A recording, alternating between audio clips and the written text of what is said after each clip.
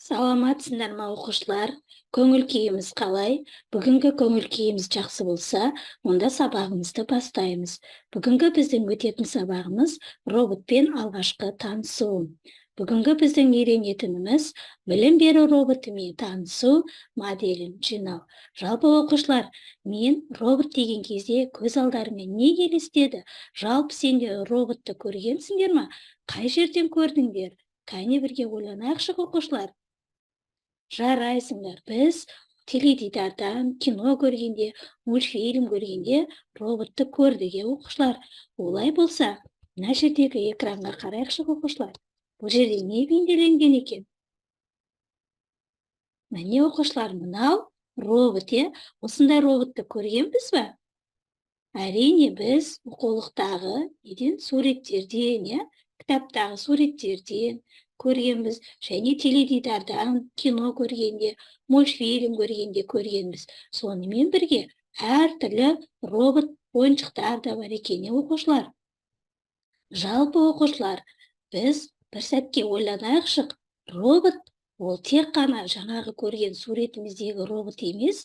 Жалпы оқушылар, мына суретке қараңдаршы, мынау не деп ойлайсыңдар? Жарайсыңдар, бұл үй жинайтын пылесос оқушылар. Ал мынау не деп ойлайсыңдар? Бұл теледидардың пульті. Ал мынау не деп ойлайсыңдар?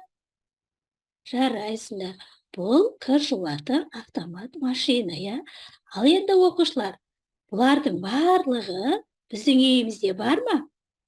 Әрине, бұлардың барлығы біздің үйімізде бар, Яғни, бұлардың барлығы адамның жұмысын істейді, жеңілдететін құрылғылар, Бұларды да біз робот деп айтсақ болады екен. Яғни, адамның жұмысын жеңілдетеді екен. Олай болса, балалар, есте сақтайық, робот дегеніміз адамның еңбегін жеңілдететін автомат құрылғы. Ал енді Lego мен Storms дегеніміз роботты программалайтын құрастырушы екен. Жалпы оқушылар, мына жерде көріп тұрғандарыңдай, бұл суретте бізде білім беру роботы деп аталады екен. Біз тек қана бір ғана робот емес, сонымен бірге біз жоғарғы сыныпқа барған кезде роботтың көптеген түрлерімен танысатын боласыңдар. Ал енді бүгінгі біздің сендермен танысатынымыз білім беру роботы екен. Мына көріп тұрған суретте бізге білім беру роботы көрсетіліп тұр екен. Ал енді осы білім беру роботы нелерден тұрады екен? Мына жерде көріп тұрғандарыңыздай, мынау бетінде тұрған EV3 модулі деп аталады екен. Ал оның астында тұрған үлкен моторы. Және бұл білім беру роботының несі болады екен? Міне екі дөңгелегі болады екен. Және де мынау кабель жалғаушы сымдар деп аталады екен. Ал енді оқушылар, осы білім беру роботын біз қалай жинайды екенбіз? Ол үшін алдымен бірінші екі үлкен моторды Lego жинағының бөлшектерімен бір-біріне қосамыз. Мына жерде көріп тұрған бірінші суреттегі мына екеуі бұл не деп аталады екен? Екі үлкен мотор деп аталады екен, Осы екі үлкен моторымызды біз Lego жинағының бөлшектерімен біріктіреді екенбіз. Екінші оқушылар, EV3 модулін моторлардың үстіне қоямыз. Мына екінші сурет EV3 модулі деп аталады екен. Енді біз осы EV3 модулін мына бірінші суреттегі екі мотордың үстіне әкеліп бұлай жалғайды екенбіз, Бұл міне көріп тұрсыңдар ма, үшінші суретте EV3 модулі үстіне әкеліп жалғанған. Келесіде дөңгелектерді мотордың екі жағындағы білікке кигізеді екенбіз. Міне мына төртінші суреттегі дөңгелектерді көріп тұрмыз ба? Осы дөңгелектерді мотордың екі жағындағы мына біліктерге кигізіп қояды екенбіз. Міне сонда оқушылар бізге білім беру роботы шықты, иә.